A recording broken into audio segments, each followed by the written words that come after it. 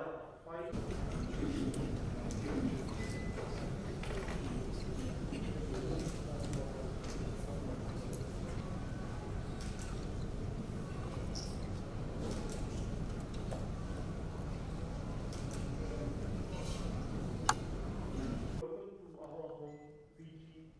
For the Asia Pacific Judicial Conference on Climate Change Adjudication.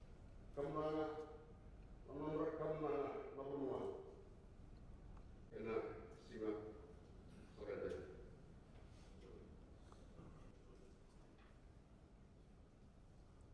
Amigo, Saturina.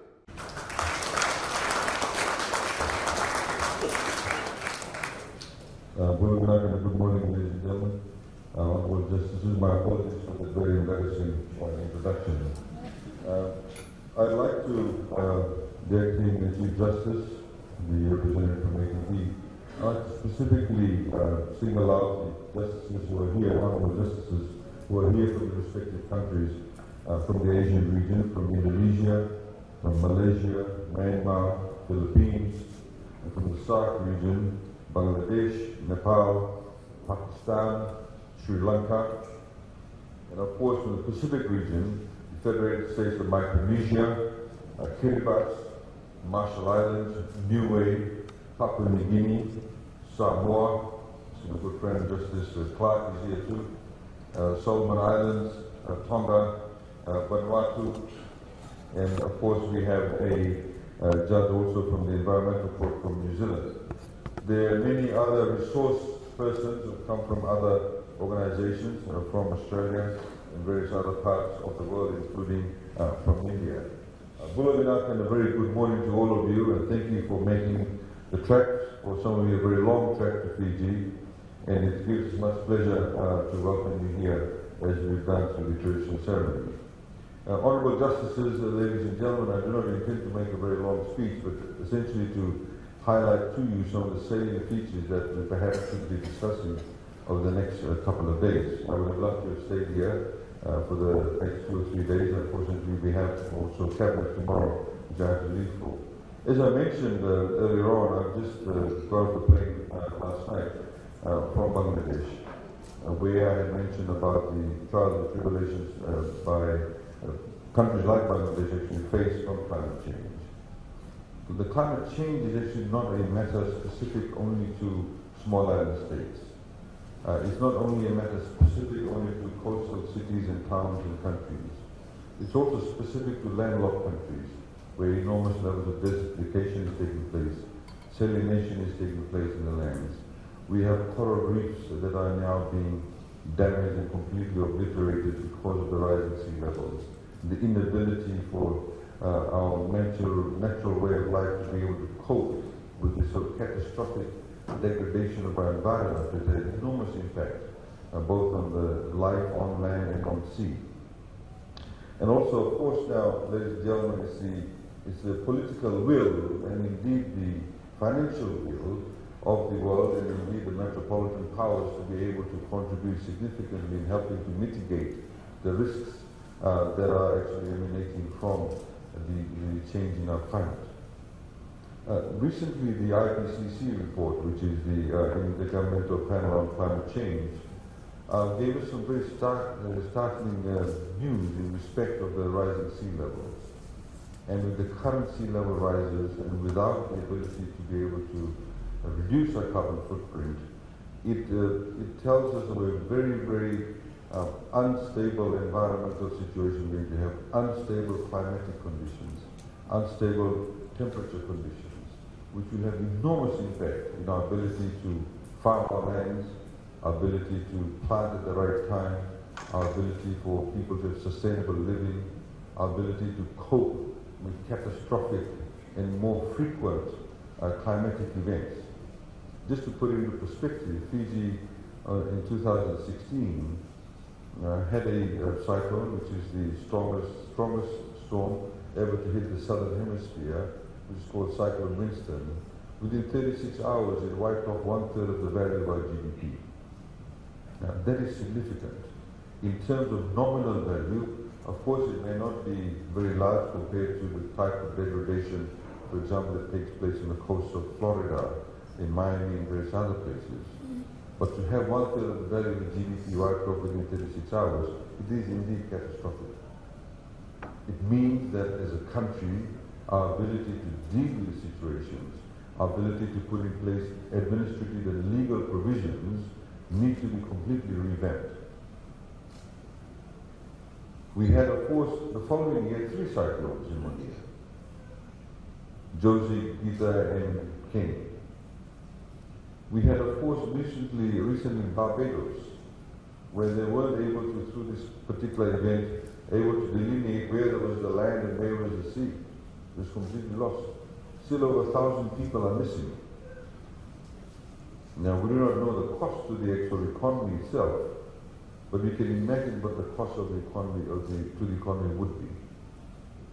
There are various parts in Africa where enormous amounts of land have actually been degraded. We have desertification of the land taking place.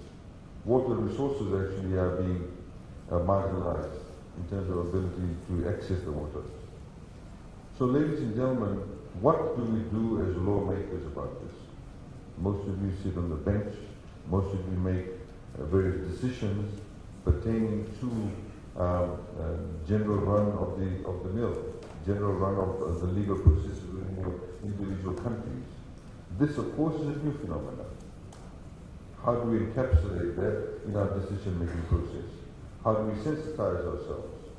The same way as we had a number of decades ago became sensitized about the perhaps patriarchal notions built into our laws about gender sensitization, we now also need to become climate sensitive.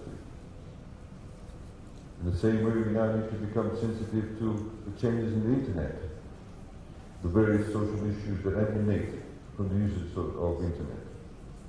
So, ladies and gentlemen, I wanted to highlight essentially and look at perhaps some of the jurisprudence that has developed, and indeed what jurisprudence actually can be applied in this area. As we know, for example, the Indian courts, the Indian Supreme Court, in the days of the judicial activism, and we hope that they continue with that because they have actually been a benchmark in that respect, where they are read quite liberally in the right to life provisions.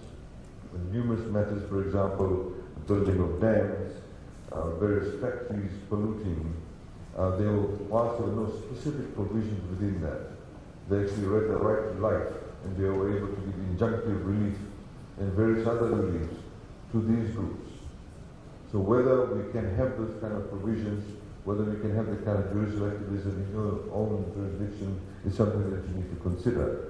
I was recently looking at some tort actions that we brought about in American courts. And there's one in particular where the lawsuit, this is in the state of California, where the petitioners asserted that the offshoring of GHG emissions offsets had been done without proper review under the California Environmental Quality Act. We currently have a Pacific Coast Federation Fishermen's Association. In this particular case, an industry representative body affected by climate change filed an action in court against several energy companies for their contribution to climate change. These are all interesting actions in law that are emanating. Of course, the Americans are quite known for their litigious space, but it does provide food for thought for us in respect of how we're going to deal with it.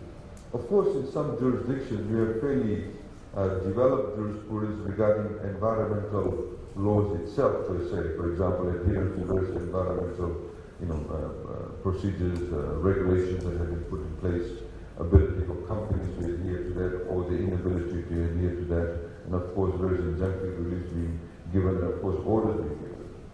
But I think climate change, of course, is a close link to that, but it is a completely different new space altogether. So, ladies and gentlemen, I think what is really critically important is that we need to be able to understand fully the extent and indeed the reach of the impact of climate change in the legal space. We have, of course, from a cross-jurisdictional perspective, a number of issues, as was highlighted by the MC. we are trying to look at what we call some peripheral issues regarding the impact of climate change on national boundaries. Recently, former Prime Minister of Australia suggested that perhaps one of the Pacific Island countries could be granted citizenship if Australia was granted territorial rights over the sinking islands. The question, however, does arise when you have certain island countries that are only 12 feet above sea level, and if they have a string of islands, and if those islands actually start going underwater, where do you start measuring the EEZ from? Do you measure the EEZ from the sunken islands, or do you go back and measure from the island that is actually above water? These are critical issues, and indeed these issues have not actually been elucidated in the wider discourse of climate change. I was recently in New York with the Honorable Prime Minister at the Climate Summit, and many of these matters actually do need to be discussed a lot further, and indeed there probably will be some international law around that. But currently it's in that space where not many people are talking about. If you are going to have, for example, people being losing their land because of the fact that the island is sunken, what is their status in respect of refugee status? How will international law deal with them? We have, of course, the Honorable Prime Minister given a pledge to those 3 countries in the Pacific that are actually losing land or being inundated with water, that we will give them refuge. But in terms of the legal position of this, in terms of the citizenship rights, in terms of the rights of their own countries that are actually underwater, how are we going to deal with that? We also, in New York, launched what we call our Relocation Trust Fund. We have 43 villages that have been identified that need to be moved to higher ground. We already relocated 3. Now, there's another 43. It not only comes with costs, but also has implications for land ownership, land title ownership, in terms of the relocation. Of course, the wider implications in terms of sustainable livelihoods. People who've been living in a particular place or in a coastal area for 500 years, and their source of livelihood is obviously sea-focused. If we're now going to plonk them on 2 hills, their ability to gain a sustainable livelihood from living on the hills is obviously going to be different. They're not adapted to that. How do we help them to adapt to that? Are there certain implications in respect of, for example, loss of lands, traditional lands, cultural sites? There are a number of implications in respect of this. We have, I'd just like to highlight to you, we have recently launched for public consultations our climate change bill. It's doing the rounds, and if you actually go to www.economy.gov.sj, you'll find the entire climate bill available on the website. And I'd like to highlight to you what this climate bill actually does respond to or talk about. It provides, for example, the legal basis for government to further reform our environmental impact assessments, methodologies and enforcement mechanisms, and legally requires that climate risks are assessed and vetted when building infrastructure. Recognizing the dynamic risks we face, the Act also calls to improve risk, foresight and integration of long-term climate projections into policy development processes. The bill also advances Fiji's commitment to state-supported community-led plans to relocation of vulnerable groups, as I highlighted also. The climate change bill will also help to incentivize and enhance environmental protections we require through the establishment of a framework to progress emissions reduction projects under Article 6 of the Paris Agreement. This framework defines Fiji's mitigation outcome units, establishes a national carbon project registry, and defines carbon sequestration property rights as exclusive and indeed distinct. There's a number of property rights that actually will come about in respect of the carbon trade-offs too. So we're setting up a centralized carbon trading system.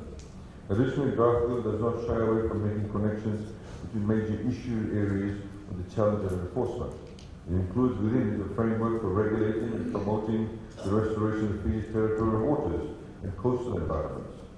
The bill sets out taking a moratorium on seabed mining, a staged national ban on single-use plastics, and 2021 ban on styrofoam.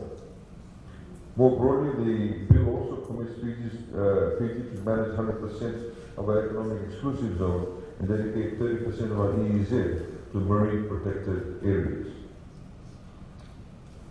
Ladies and gentlemen, honorable justices, the final provision of the Act also allows for the enforcement of the Act by third parties who may bring proceedings in the High Court to remedy a breach of the Act, and includes criminal penalties. So obviously our judges will need to get up to speed with that. We also have cross-border enforcement abilities, and we look forward to working with many of the jurisdictions, in particular, of course, the closer countries to Fiji, in terms of our ability to enforce those laws across the borders. And I think that is critically important, as we do, for example, in copyright, as we do, for example, in areas such as pedophile now in some of the countries that have those arrangements. We similarly need that ability to be able to enforce those rights across borders too. And of course, you play a very pivotal and key role in that respect. I think, ladies and gentlemen, as I've highlighted, without, I need to give a plug for this. In the climate change space, you'll find that there are two approaches to it. One of them, of course, is in the area of mitigation. And already, over 80% of all the funds related to climate change goes towards mitigation. 20%, if not far less than that, actually goes towards adaptation. Many of the countries in the world absolutely have minimal carbon footprint. If you put the carbon footprint of most of the Pacific Island countries, and indeed many other countries around the world, the impact is quite little. But they are also the cold face of climate change. So they need adaptation as opposed to be able to meet the risk or be able to get into the mitigation space. And adaptation is where there's less money available. Adaptation is where less private sector interest actually exists. Adaptation, of course, ladies and gentlemen, is where there's less legal jurisprudence that has been developed. So we need to be able to grab it by its neck, so to speak. I'm glad that ADB actually has organized this, because there are, of course, in many respects, adaptation measures that can be built into, for example, infrastructure, that can be built into various other projects. But there is very little private sector participation in this space, and we need to be able to understand that. And as a result of that, adaptation has always been put on the back burner. So in respect of the law that's developed in the adaptation space, we need to be very creative about it. So with those few words, ladies and gentlemen, I'd like to once again thank the ADB for hosting this particular gathering here in Fiji, the Honorable Chief Justice for facilitating this, the Chief Registrar and the members of the Fijian Judiciary who are here. But I'd like us to all put our hands together for the wonderful members of the judicial staff, the support staff that put together the judicial ceremony for us. Please put our hands together for them, please.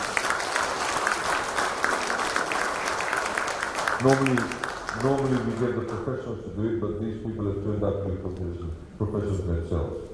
So thank you very much. I wish you all a very pleasant stay in Fiji, and we look forward to your input with respect to climate change.